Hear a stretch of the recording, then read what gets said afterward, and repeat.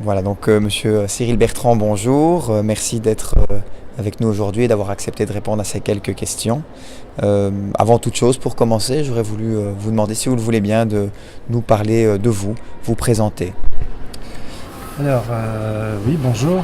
Ce que je peux vous dire de moi par rapport à cette occasion, c'est que je viens intervenir en tant que fondateur et directeur de NeuroGestalt Institut, qui est une école récente, notamment pour former et accompagner des professionnels de la santé et d'une manière plus large des professionnels de l'accompagnement. Notamment avec la dynamique de la psychothérapie gestaltiste des relations d'objets, appelée aussi psychothérapie du lien, qui est une méthode qui a été mise en place fin des années 90 par le professeur Gilles Delille.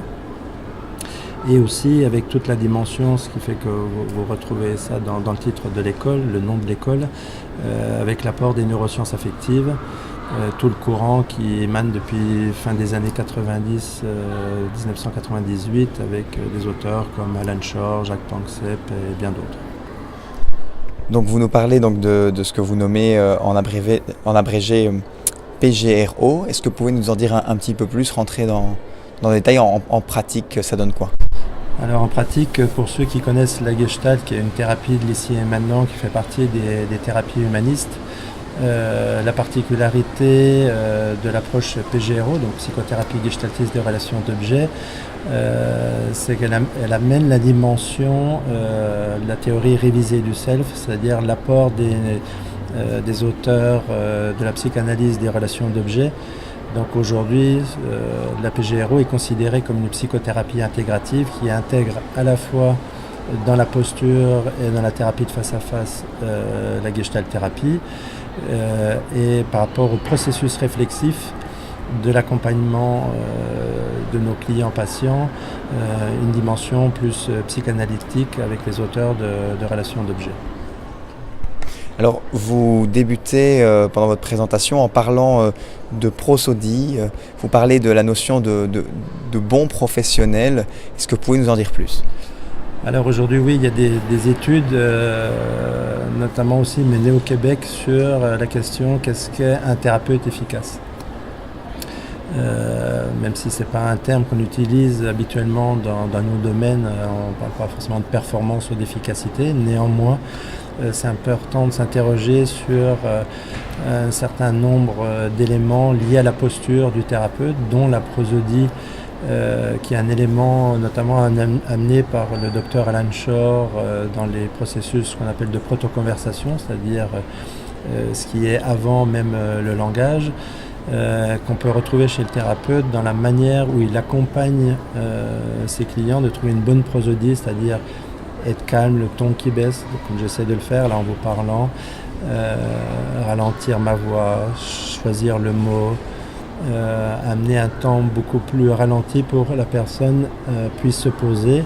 On dit aujourd'hui qu'une bonne prosodie, ce que ça crée chez le client, ça crée un espace inconsciemment sécuritaire.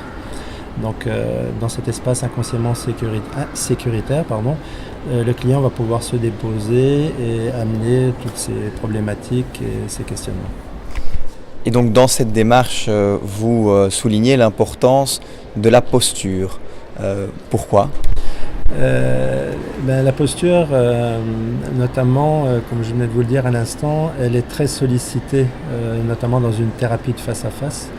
Il y a une neurodynamique de la communication entre le thérapeute et son client qui se met en place.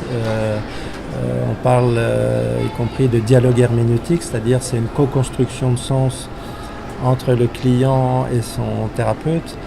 Le fait de ramener la posture, c'est notamment avec l'éclairage des neurosciences affectives lié à l'impact que le discours, les sensations qu'éprouve notre client vient avoir sur le thérapeute.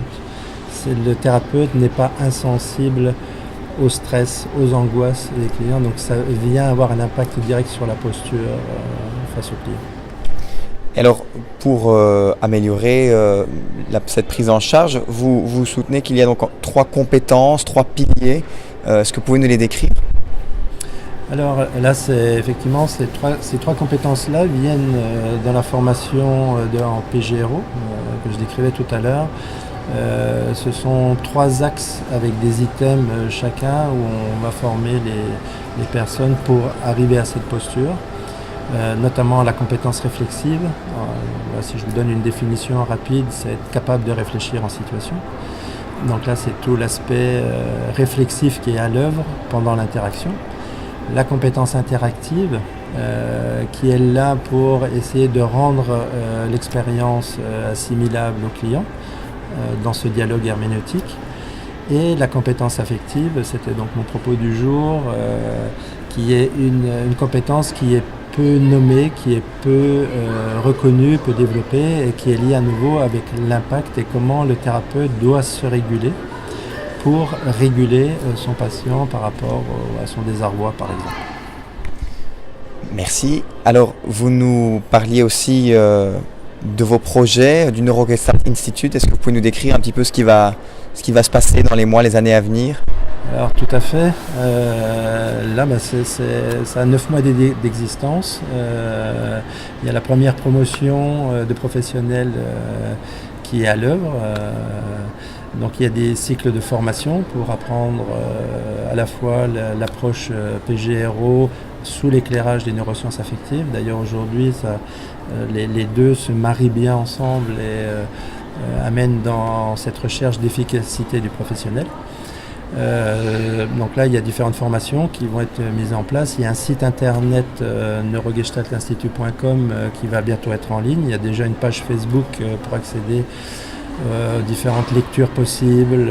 Je souhaite informer régulièrement les personnes sur les différentes recherches.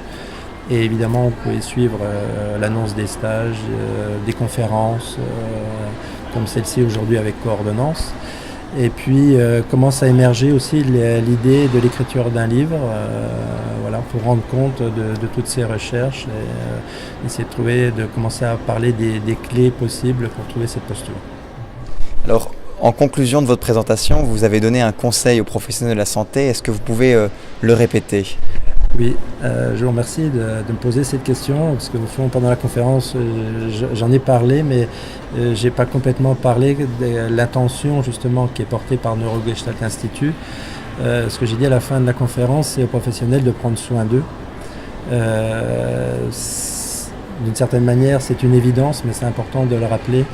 On peut d'autant mieux prendre soin des autres que si nous prenons soin de nous-mêmes et que ça passe par une activité physique au sens sportif du terme, la lecture, prendre des vacances, avoir des temps de repos suffisants pour absorber justement cette contagion émotionnelle liée à l'accompagnement.